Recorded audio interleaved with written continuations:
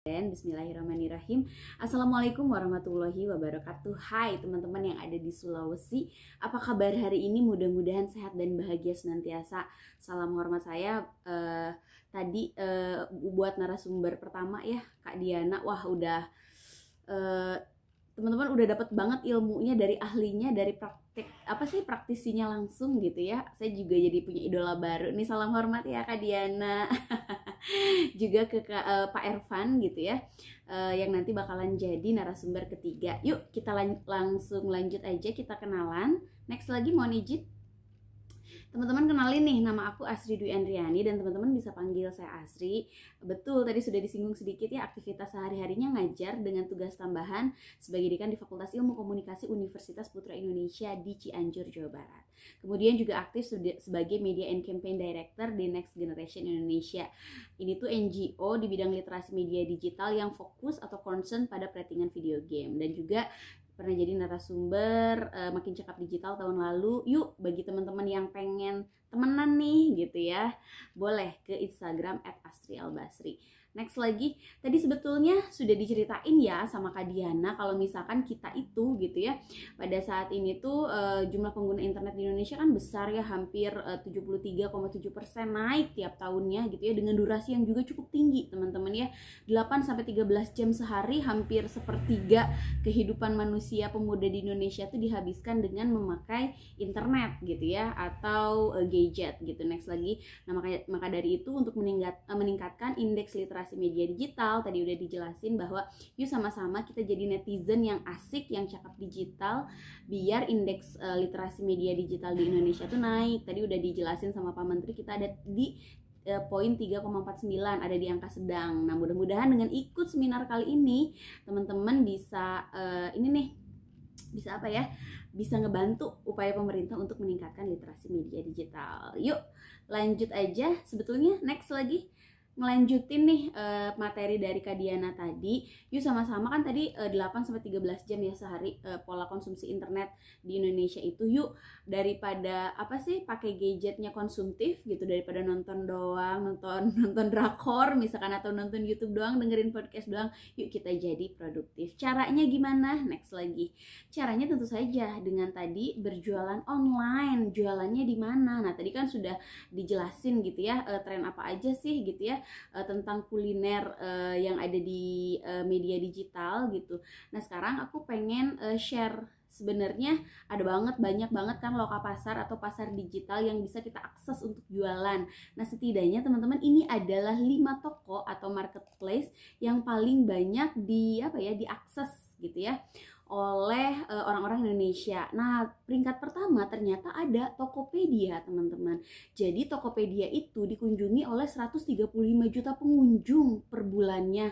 Waduh, mantep ya. Jadi pasarnya udah ada banget nih, tinggal gimana caranya kita ngejualnya gitu ya, ngejual barang-barang kuliner gitu ya, produk yang akan kita sampaikan. Nah, di sini juga merchantnya gitu ya, UMKM tentu saja teman-teman. Kalau UMKM bisa masuk situ gitu ya. Terus di sana juga ada fiturnya, ada fitur promosi, ada broadcast chat. Jadi kita bisa ngechat secara broadcasting secara banyak ke calon pelanggan kita, ada statistik toko. Nah, di sini nanti kita bisa mempelajari dari daerah mana aja sih gitu ya pelanggan kita, atau yang lihat ke toko kita gitu ya, gendernya apa, laki-laki, perempuan, sampai ke pinjaman modal. Nah, jadi yang paling top markotop gitu ya, yang pertama tuh ternyata katanya Tokopedia gitu ya, diakses sampai dengan 130 juta pengunjung per bulan. Nah, yang kedua, nah si toko oren ini nih yang tadi sudah disinggung sedikit ya, Shopee gitu ya, ada di angka 127 juta pengunjung per bulannya. Nah, kenapa sih si Shopee ini, atau keunggulan Shopee ini tuh apa sih? Karena harga produknya yang terjangkau. Teman-teman beli yang aneh-aneh apa aja kayaknya ada deh di toko ini gitu ya. Dari barang besar elektronik yang gede banget sampai yang tidak, yang nggak kepikiran sama sekali, yang cuma iseng doang, ada di sini gitu ya. Nah, fiturnya tuh ada Shopee Live, di sana kita bisa promosi atau jualan, ada asisten penjual, juga chatbot. Dan yang selanjutnya ternyata ada di peringkat ketiga adalah Bukalapak. Wow, ada pengunjung Bukalapak itu ada di 34 juta pengunjung per bulan. Nah, kenapa sih keunggulan Bukalapak dibanding marketplace yang lainnya?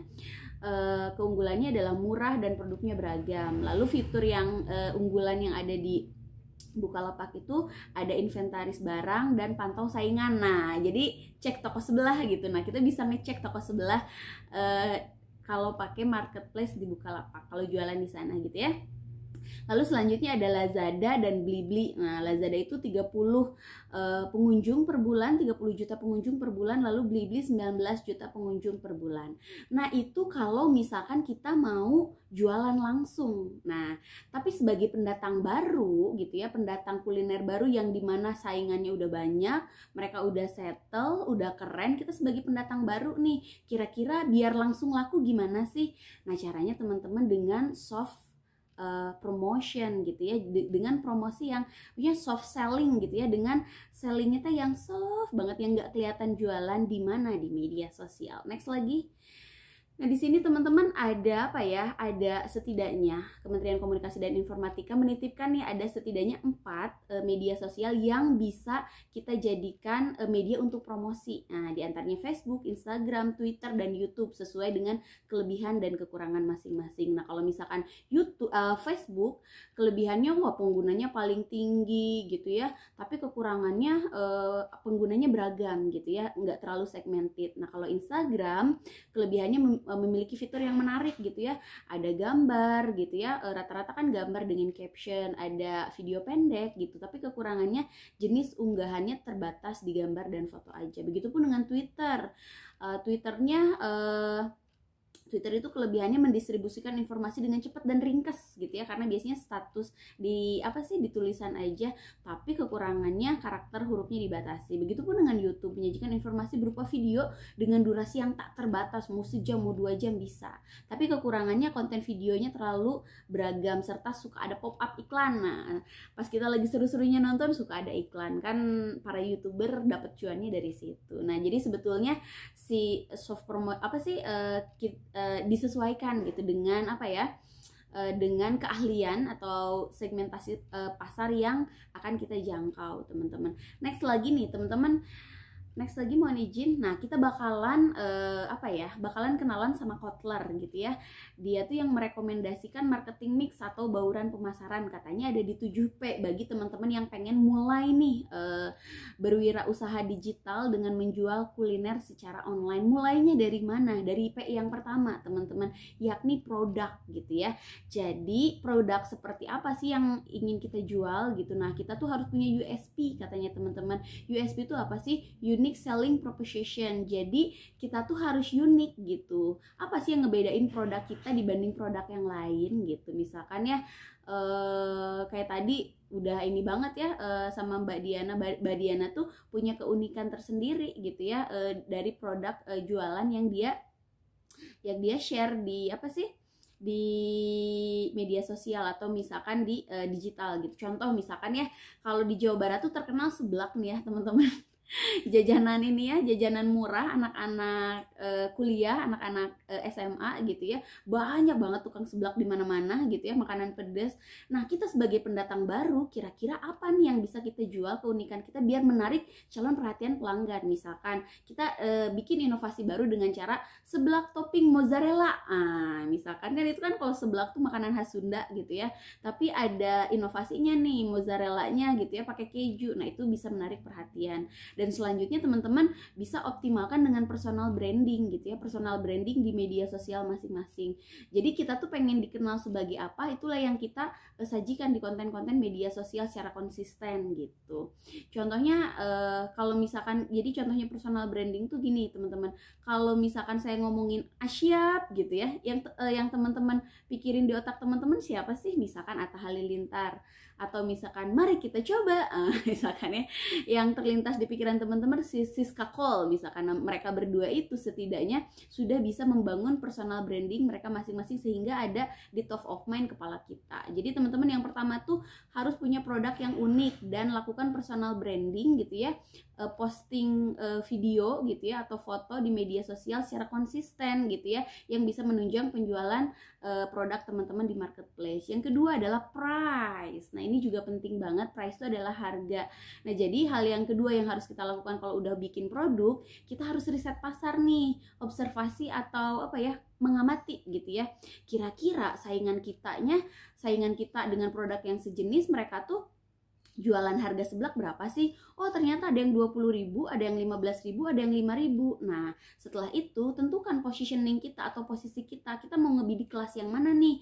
Kelas atas, kelas menengah, atau kelas bawah? Nah, seperti itu. Itu tips yang kedua. Nah, tips yang ketiga adalah place atau lokasi strategis. Nah, kalau dulu gitu ya, tentu saja ya harus ada toko offline-nya. Kalau sekarang tadi udah banyak banget dibocorin sama Mbak Diana, kita nggak perlu punya toko online, toko offline, sorry ya, maksudnya toko fisik gitu ya. Dari rumah juga bisa, asalkan nah sekarang strateginya jadi dirubah. Jualannya di marketplace, promosinya di media sosial. Nah, contohnya sesuai dengan apa ya, ketertarikan teman-teman. Kalau misalkan jualannya pengen berbentuk video, misalkan bisa di TikTok, bisa di Instagram atau di YouTube. Tapi kalau jualannya pengen via status, misalkan ya via karakter huruf, bisa di Twitter, di Facebook dan lain sebagainya gitu ya. Nah, jadi tips yang ketiga adalah tentukan place gitu ya. Teman-teman mau media sosial mana nih gitu ya buat promosi, dan mau marketplace yang mana di antara 5 yang top markotop tadi gitu ya. Yang selanjutnya adalah promotion atau promosi. Nah, ini penting banget teman-teman kalau kita sebagai pendatang baru yang baru aja muncul gitu ya, dan ingin bersaing dengan pasar yang apa ya, yang ingin bersaing dengan saingan-saingan yang sudah settle atau yang sudah ajet gitu ya. Nah, kita harus bikin penawaran khusus, misalkan beli 1 gratis 1. Wah, itu ini keren banget sih, beli 1 gratis 1, terus diskon 50% gitu ya. Atau apalagi ya, makan gratis. Kalau di Bandung itu teman-teman ada nasi goreng mafia. Sekarang tuh rame banget. Dulu tuh pas openingnya mereka tuh apa ya, bikin apa ya, promosinya teh 1.000 mangkok gratis gitu ya, nasi goreng gratis buat orang-orang. Nah, setidaknya kan orang-orang harus nyicip dulu, betapa enaknya kalau udah nyicip jadi ketagihan gitu. Jadi itu tips yang keempat adalah promotion. Dan yang kelima adalah people tuh apa sih sumber daya manusia atau yang bisa apa ya, yang terlibat gitu ya dalam aktivitas bisnis kita. Misalkan kalau di digital kan nanti ada admin gitu ya, admin medsos, admin WA gitu ya, atau konten kreator gitu ya yang untuk bikin konten-konten gitu ya. Ya seperti itu teman-teman ya. Yang ngurusin nanti packingnya siapa, bisa nggak sih dikelola sendiri? Untuk awal mungkin bisa, boleh gitu ya nanti, tapi untuk apa ya, untuk selanjutnya kalau dikelola secara profesional itu harus dibagi-bagi, karena kita tuh harus banget gitu ya ngejaga engagement atau kelekatan dengan follower kita gitu ya, dengan cara mengelola media sosial dengan baik. Kan gitu ya, 1/3 gitu ya hidup manusia Indonesia, pemuda Indonesia itu dihabiskan pakai gadget atau internet. Makanya nih kita apa ya, rebutan pangsa pasar nih. Nah, kitanya harus membina mereka dengan baik gitu ya. Yang selanjutnya adalah proses cara perusahaan melayani konsumen. Ini juga penting banget. Konsumen tuh pengennya yang gercep gitu ya, yang informasinya cepat ditanggepin gitu ya. Kalau komentar dibales gitu, kalau ada DM dibales juga gitu ya. Kalau ada komplain nih, terutama komplainnya itu ditanggapi dengan baik gitu ya.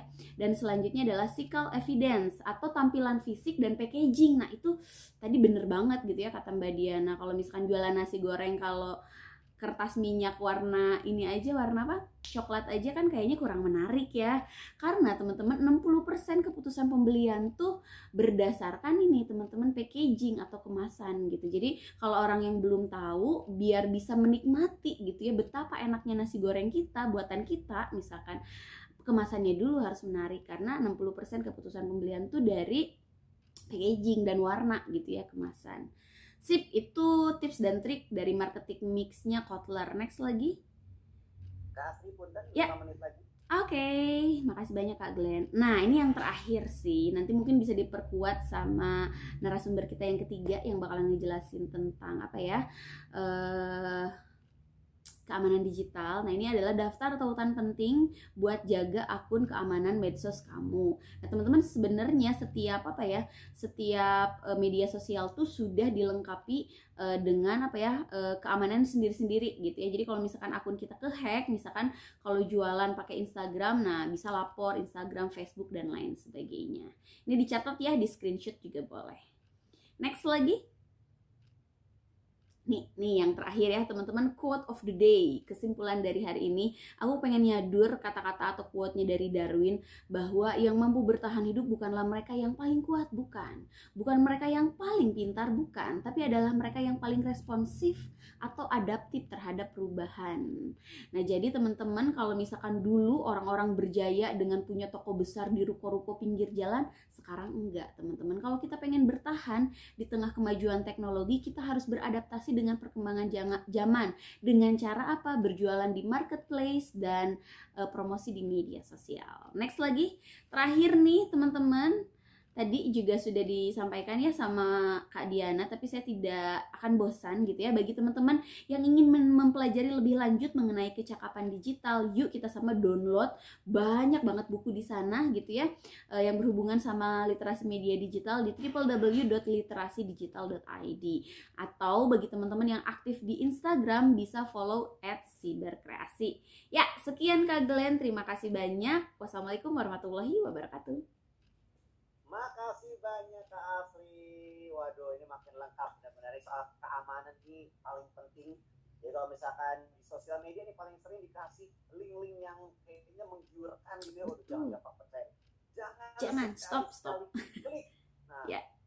jangan sekali-sekali klik bisa WA kita kehack, akun di sosial media kita kehack ya. Banyak banget. Tapi paling bahaya lagi kalau misalkan kita sekarang tuh main juga sebarin berita segampang itu tanpa disaring. Nah, betul, itu bahaya.